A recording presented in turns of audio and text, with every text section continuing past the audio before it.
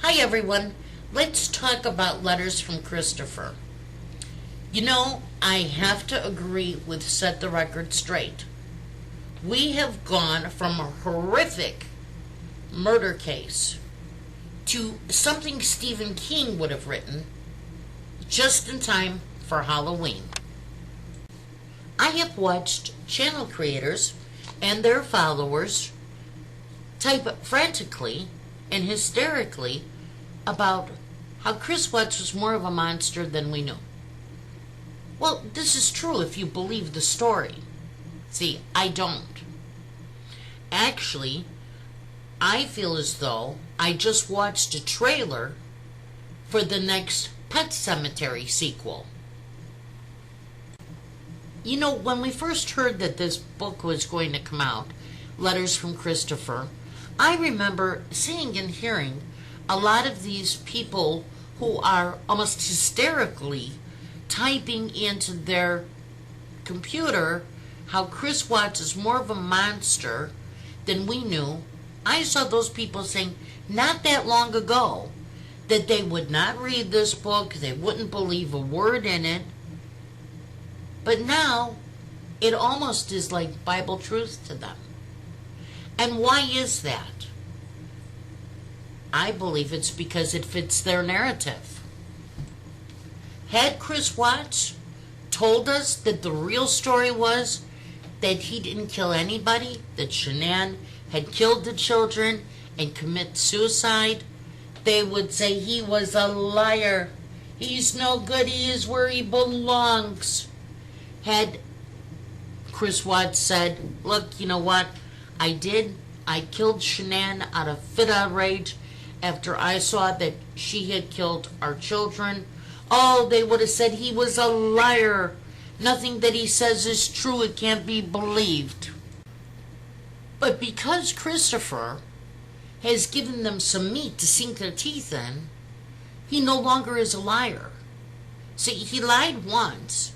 He lied twice.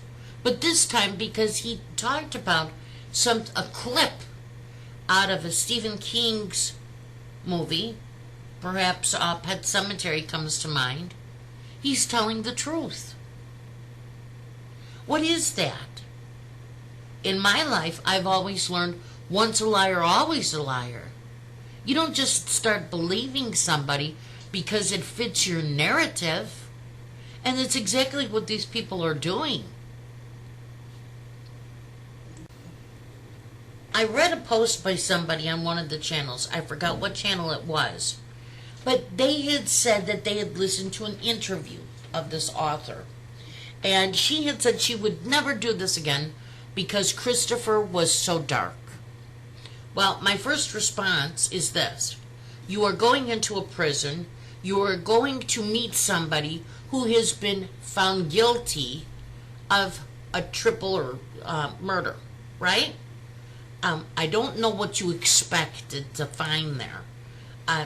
Obviously, he's not going to be the beacon and light in the darkness. But I don't think she saw darkness as in evil. What I do think she was picking up was some mental illness. Now, I don't think a lot of people realize that she may just have opened up a can of worms. And what I mean by that is our judicial system and that of other judicial systems in democracies all are held to very high esteem. And the reason why is they are supposed to provide for a fair trial for a defendant. And if the judge finds that the defendant might have some psychological problems, it is his duty to order that the defendant undergo evaluations. So my thoughts on Christopher Watts is he is severely mentally challenged. It sounds like he may suffer from schizophrenia, or he did, or he continues to, because I read another post where he was seeing his daughters dancing in the cell. And people say this is his consciousness. No, he's hallucinating. And was he hallucinating when he thought these children were walking around with black and blue eyes after he killed them? We'll never know because he never was evaluated. And I think that's something that Cindy Watts had brought up, that he never had an evaluation. And this is why this did not make sense to her. Because when he was growing up, there were no signs that she recognized that led to this outcome. And to the author, please, if Christopher was so dark as you say, you wouldn't have written the book. And the only reason you wrote the book was because you wanted to make some money. You saw where the money was. You don't believe me? All you have to do is look at YouTube channels. And you will see that everybody that talks about Christopher Watts is making some form of money. And I'm going to tell you something else that I've noticed. Those that were very anti-Shanann from the beginning and just seemingly switched to pro-Shanann now, you know what was happening, don't you? They were chasing the money from YouTube. See, I have no reason to talk this way or that way.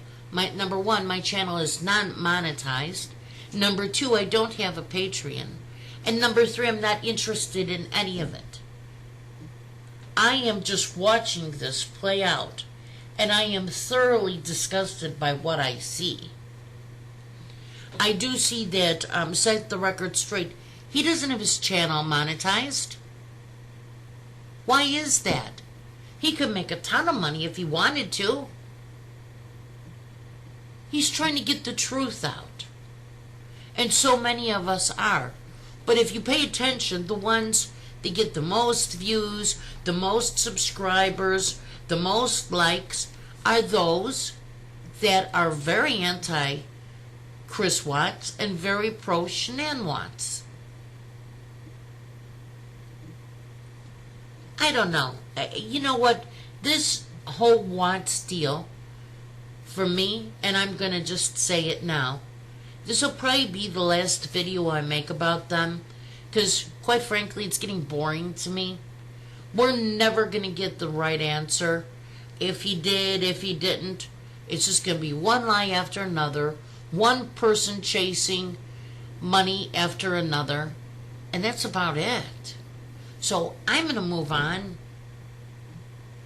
But like I said, to those that believe his last confession, don't be surprised if some defense attorney steps forward and shows that he never was competent to make the decisions that he made regarding waiving his right to a trial or agreeing to anything in the plea agreement.